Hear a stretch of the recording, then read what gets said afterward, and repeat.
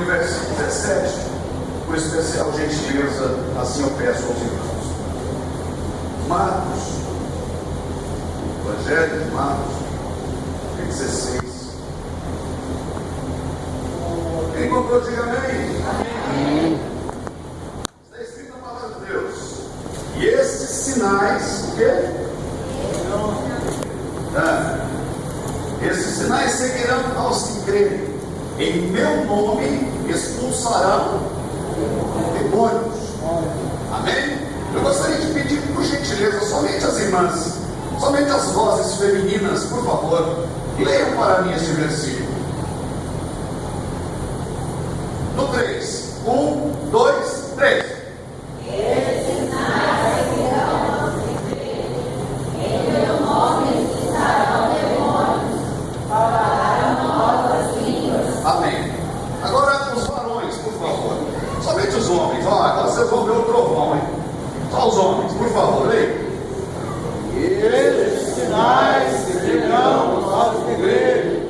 Em meu nome expulsarão demônios, falarão novas línguas. Como sempre, senhores, as irmãs, os irmãos sempre lêem mais forte, né? E as irmãs sempre lêem mais bonito. Isso é de praxe. Amém? Coloque a mão direita sobre o seu coração. Coloque assim a mão direita sobre o seu coração. Diga comigo assim: Deus, em nome de Jesus, nós não aceitamos derrotas. Nós não aceitamos derrotas. Amém? Amém. Você pode glorificar o nome do teu Deus essa tarde, em nome de Jesus. Queridos irmãos, é motivo de grande alegria para mim como filho da casa. A Bíblia diz que o bom filho sempre volta a casa. Rever aqui pastor Paulo, rever aqui pastor Vladislav, rever esses irmãos maravilhosos. Nós assim aprendemos a amar, aprendemos a comungar a mesma fé, aprendemos a compartilhar a grandeza do Senhor nosso Deus. E de verdade, eu me sinto uma responsabilidade muito grande como filho desta casa, porque a minha retaguarda estão grandes homens de Deus. Foram eles quem me ensinaram tudo que eu sei. E à minha frente eu posso contemplar também homens de Deus que me ensinaram também, foram meus professores, assim como o Toninho está ali na plateia, junto aos irmãos, foi meu professor. Tudo que eu sei, tudo que eu sou, minha característica como cristão, foram vocês que me ensinaram. Então eu tenho aqui hoje uma responsabilidade muito grande. Por onde eu passo, muitas das vezes pregando o Evangelho em grandes cruzadas evangelísticas. Domingo passado mesmo, nós fizemos uma grande cruzada evangelística ali na cidade Aparecida de Goiânia. Tivemos ali um carro de som, e daqui no Glória você escuta o glória de Deus dos irmãos, não é? E eu quero dizer para os irmãos que eu sempre falo para todos aonde eu passo, não é verdade? Eu nasci na igreja Assembleia de Deus de Passos, aonde existe um povo de Deus que ainda ora por mim. Você pode glorificar a Deus por isso? Fico muito feliz em rever aqui as pessoas da minha mocidade. Nós ainda somos jovens, né? Nós ainda estamos jovens, né? Mas fico muito feliz em rever aqui muitos jovens, né? Olha que bênção, muitas pessoas, né? Tem uma irmã ali que a gente cantava um hino na mocidade. Além das montanhas, canta aí.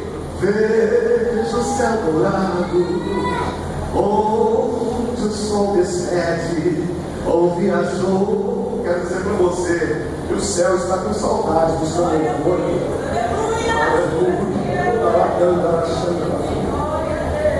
Mas vamos adentrando a palavra de Deus, vamos adentrando. Eu gostaria de aproveitar bastante essa oportunidade, né? Eu quero aproveitar bastante aqui. Olha para a pessoa que está aí do seu lado, fala para ela assim: ó, você vai sair daqui armado até os dentes. Vai sair daqui armado até os dentes. Sabe por quê? Porque o Senhor, Ele é maravilhoso. Ele tem 3 atributos que são naturais, é dele, é próprio. Entre os atributos naturais de Deus está a sua onipresença. Então, de verdade, eu não posso começar a pregar a palavra de Deus e não mencionar a inefável presença do Espírito Santo dentro dessa igreja. O Espírito Santo está neste lugar, eu estou convicto, e essa igreja pode sentir a presença do Espírito. falar aqui neste lugar, nesta noite. O segundo atributo que Deus tem natural é dele, além de ser onipresente, ele também é onisciente. Antes que você imaginasse que você estaria aqui, Deus já sabia que nesta noite você estaria aqui.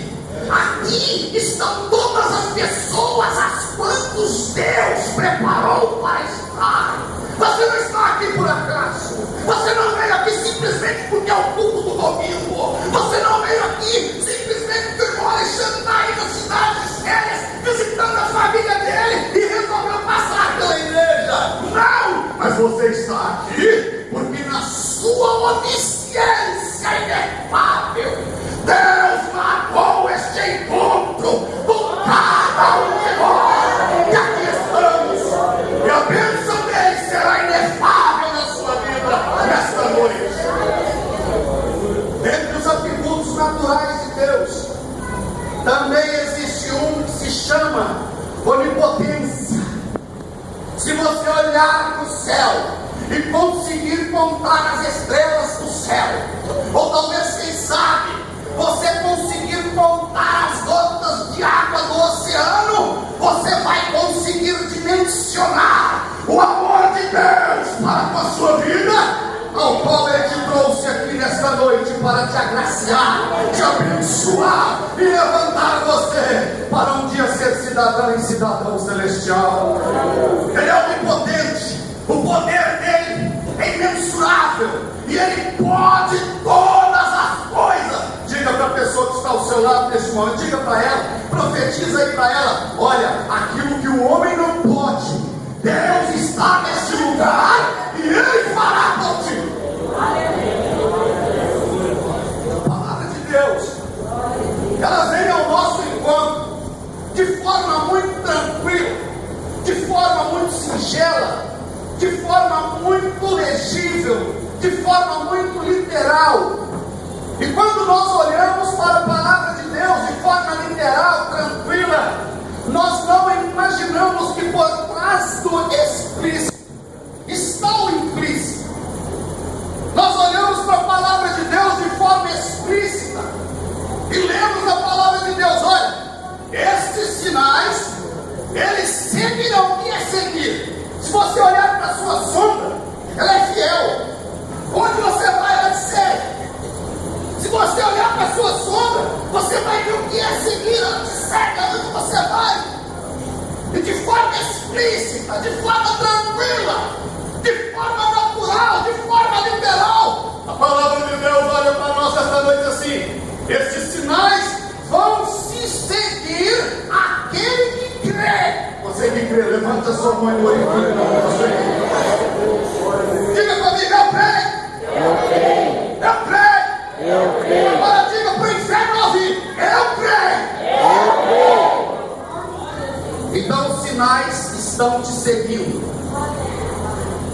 A palavra de Deus diz que os sinais estão te seguindo.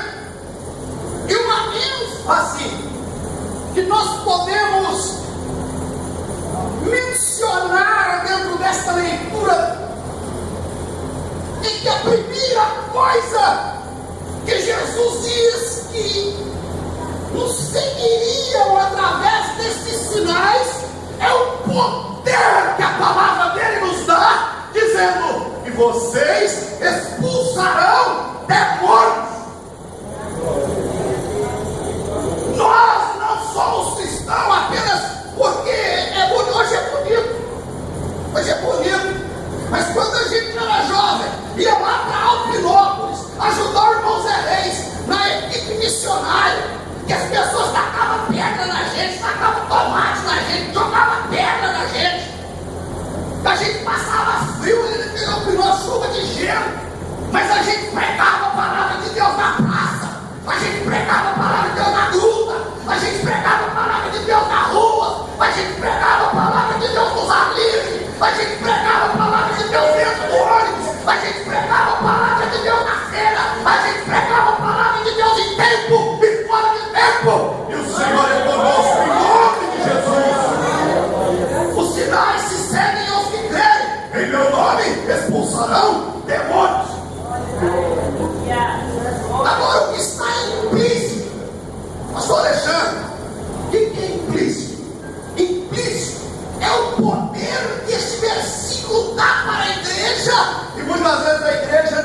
percebe, não presta atenção, é o implícito.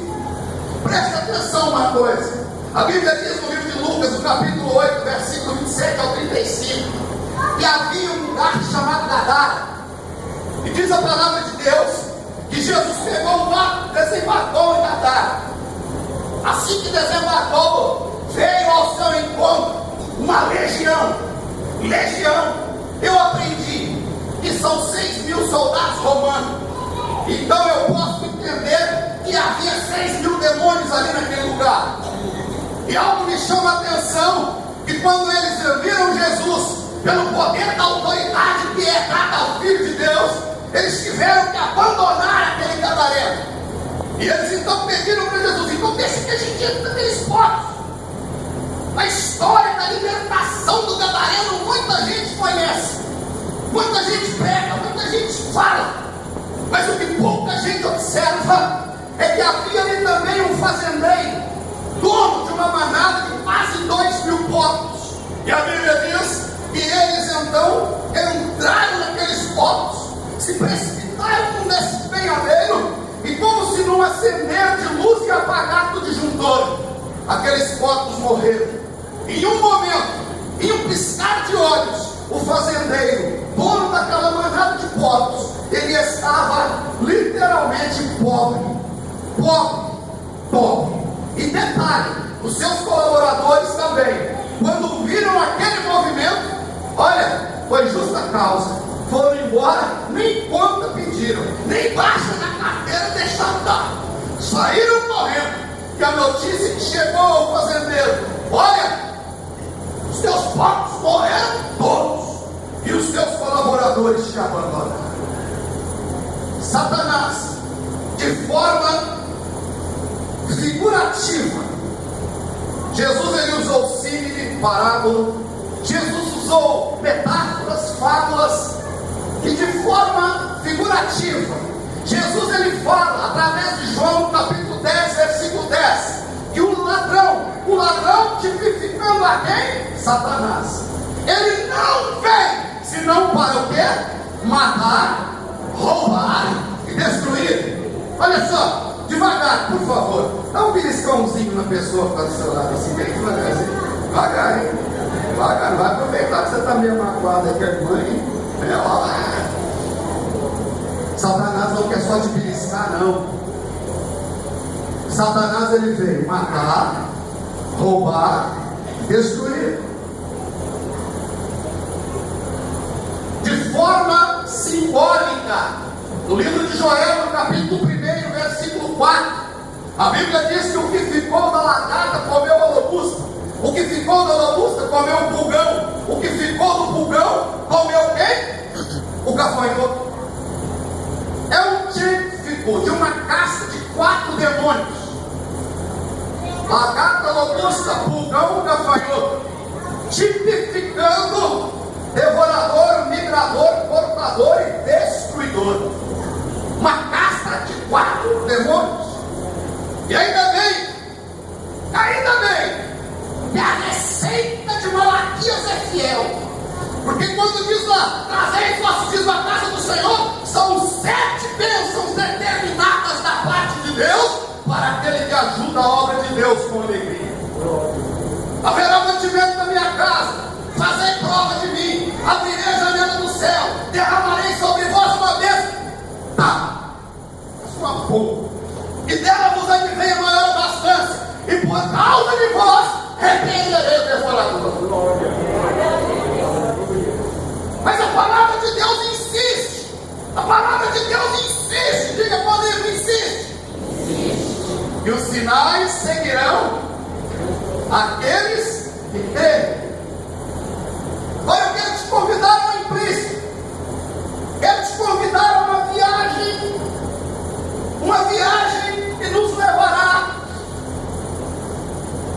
na terra original. Nós vamos até a terra original, dentro do livro de Gênesis, e você vai entender algo muito forte, porque Satanás, ele não tem raiva de você, porque você é crente, não. Satanás você é pastor, que você é ministro. Não. Mas pastor Alexandre, como é que é esse negócio? Você vai entender algo muito forte lá na terra original. Porque no livro de Gênesis, no capítulo 1, está escrito: e no princípio criou Deus os céus no plural e a terra no singular. Levou 70 anos para um cientista com cabelo desse tamanho, com óculos parecendo uma bomba da água, dizer que a terra é única no universo. Mas leva apenas alguns minutos para você abrir a palavra de Deus e passar a ter entendimento de que terra está escrito no singular, ou seja, só existe uma, porque Deus é um Deus de planos e Deus é um Deus de propósitos. Levanta sua mão, glorifique o nome dele. Algo muito forte acontece, porque Deus criou os céus, criou a terra, e diz a Bíblia, de forma simbólica, de forma explícita, no livro de Ezequiel, capítulo 28, versículos 14 em diante, que Deus agora pega a luz e cria dela um querubim, e este querubim chama-se Luzbel, e a história ela retrata para nós que Luzbel foi criado com esplendor e majestade, e ainda diz mais, que sobre Luzbel Deus colocou as patentes de adorador, porque naquele dia nascia também a música. Por onde ele andava, ouvia-se a orquestra, os símbolos, ouvia-se a gaita, o fole, toda sorte de instrumentos. E diz a palavra que ele, por onde andava, o seu esplendor e majestade eram para louvar o Criador. E na terra então original, Deus o colocou regendo aqui um grande coral.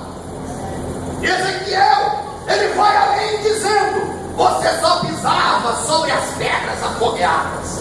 Propriamente ele não pisava na terra, mas ele pisava sobre a sardônia, o carvão, a esmeralda, a safira, o ouro, o diamante. E ali, quando ele começava a reger o coral, eu imagino a sinfonia, a orquestra, o esplendor. Glória. Mas agora, acontece num tempo não determinado.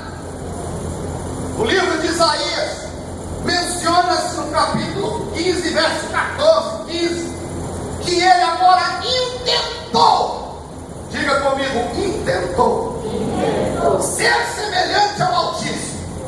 E uma coisa que eu gostaria de deixar salientar: no céu não entra pecado, porque Deus não tenta, não pode ser tentado e não peca, e não pode pecar. Então, quando Satanás se rebelou, ele não estava no céu, mas a Bíblia diz que ele tentou e disse: subirei. Se ele disse subirei, porque ele estava onde? Embaixo, na terra original. Esta terra original foi criada como um palanque de adoração, e ele tentou subir, ser semelhante ao Altíssimo. Mas uma coisa que ele não contava é que Deus é onisciente. Deus é onisciente. E ao intentar, Deus agora pega Miguel, pega Gabriel, fala: a intenção dele é essa, vai lá. E quando ele vai chegando, os arcanjos passam na frente, colocam a mão e dizem: aqui você não passa. Mas como assim? Porque como ele não há ninguém. E me dá para cá essa patente. Diz a história que todo general, quando perde uma batalha, para ser envergonhado na frente dos seus comandados, lhe é tirada a sua patente. Agora ele perdeu a luz, ele perdeu a patente de adorador, e diz a história que ele foi lançado de alto a baixo, ao mais profundo abismo. E eu quero devagar com você ainda mais no implícito, porque a terra era plana até o dilúvio. E se ele foi jogado abaixo, ao mais profundo, então ele ficou embaixo das águas. E eu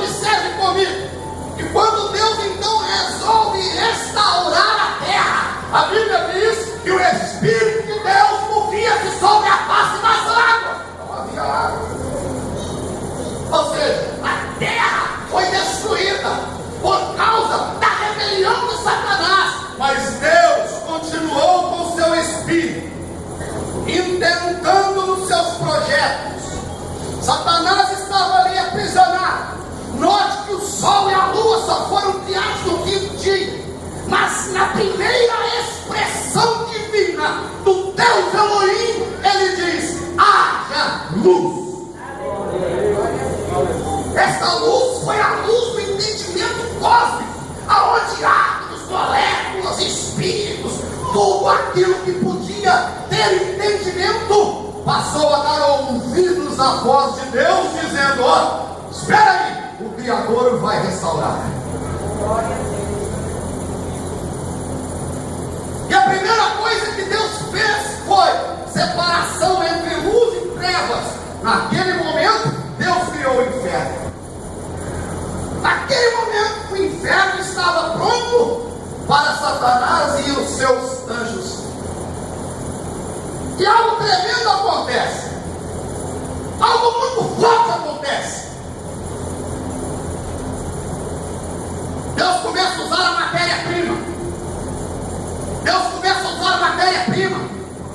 E através da palavra, usando a água, Deus cria as aves. Deus cria os peixes. Deus cria os grandes peixes. Deus cria os animais marinhos. Usando matéria-prima, água. Da terra, Deus usa matéria-prima. Através da palavra, Deus começa a criar os animais, a fauna, a flora. Agora os gases, Deus faz separação, expansão, cria as estrelas de gases, cria o sol de gases.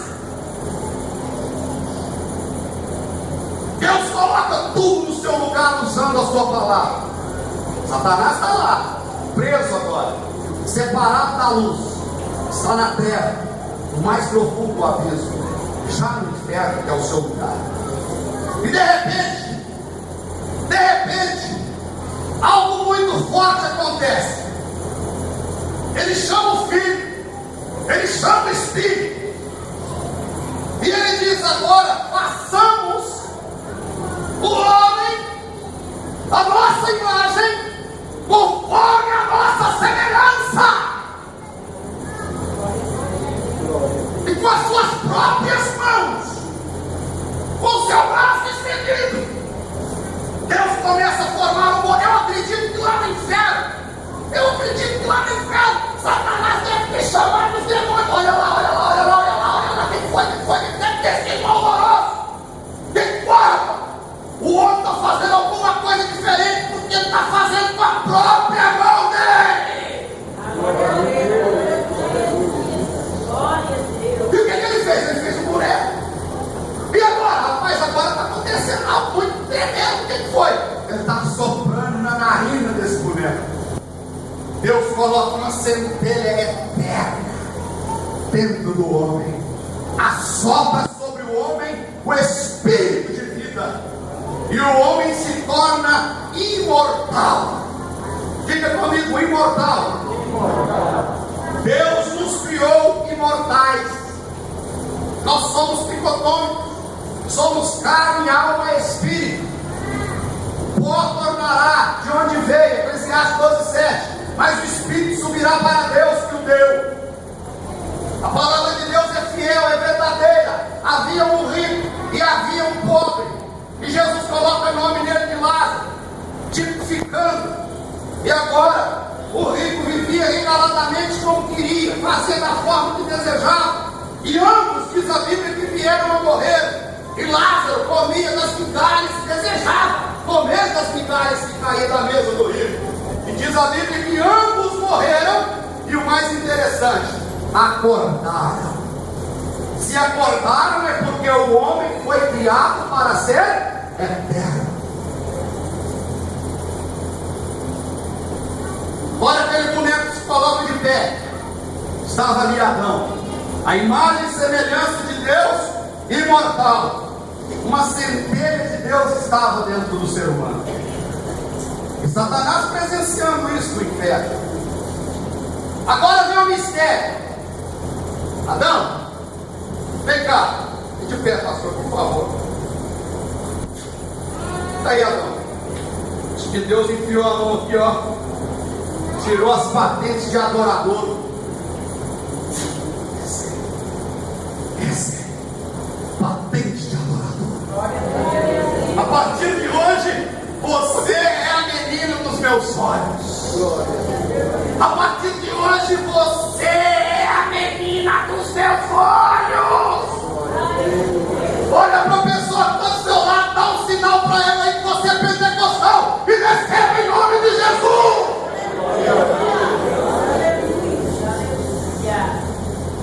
Você é diferente. É por isso que Satanás tem raiva do ser humano. O ser humano, ele foi criado primícia dos olhos de Deus. O ser humano foi criado para a imortalidade. E de quebra, o ser humano ainda recebeu a patente de adorador, daquele que vive, daquele que reina, daquele que é, daquele que era, do Todo-Poderoso, daquele que há de vir.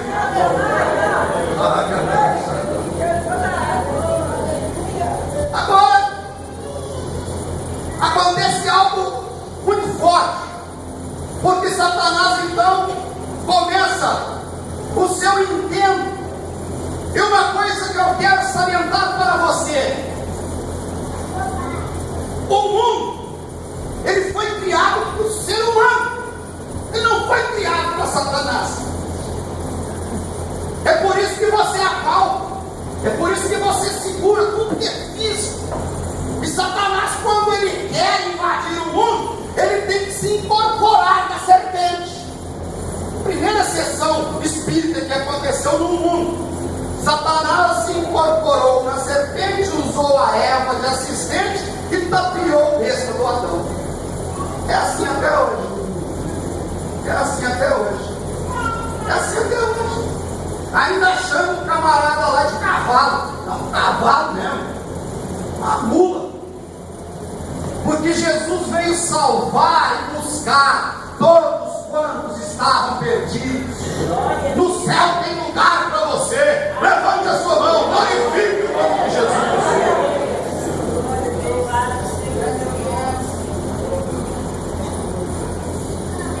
Quando ele conseguiu enganar a Eva, quando ele conseguiu enganar o Adão e falou: pronto, agora está pronto, agora eu destruí o plano de Deus da vida do ser humano. Ali estava a primeira dispensação. A palavra dispensação significa um período de tempo que Deus prova o homem acerca da sua obediência. Muitas das vezes você vai ouvir na igreja: nós estamos na dispensação da graça. Graça é favor não merecido. Daqui a pouco você vai entender um pouco disso também. Mas na primeira dispensação, quando Deus coloca o homem no Éden, que é um paraíso, Deus coloca o homem com a imortalidade, Deus coloca o homem dominando, e Deus coloca o homem para louvor do seu nome. Satanás frustra mais uma vez o plano de Deus, e ele achou que tinha ganhado. Mas quando ele comemorava a vitória lá no inferno, na casa dele, junto com os demônios, Deus chama a mulher. Vamos lá, ele vai julgar. Agora é mulher, quer ver? Mulher, ei mulher, de ti nascerá um que esmagará a cabeça da serpente. Você pode glorificar a Deus por isso? E como se não bastasse, Deus chama ela, o Adão de volta e fala: tira esse negócio que você fez aí com folha de fígado, isso aí não significa nada. Coloca sobre você agora essas túnicas de pé de cordeiro que eu fiz para vocês, porque aí está o símbolo do Cordeiro de Deus que haverá de tirar o pecado. Você nunca está, igreja do Senhor, você nunca está desprovido de poder da parte de Deus para vencer Satanás. Você nunca vai estar desprovido para vencer as trevas. E a Bíblia enfatiza que estes sinais seguirão a esta igreja que marcha militante, glorificando o nome do Senhor Jesus. Fique de pé.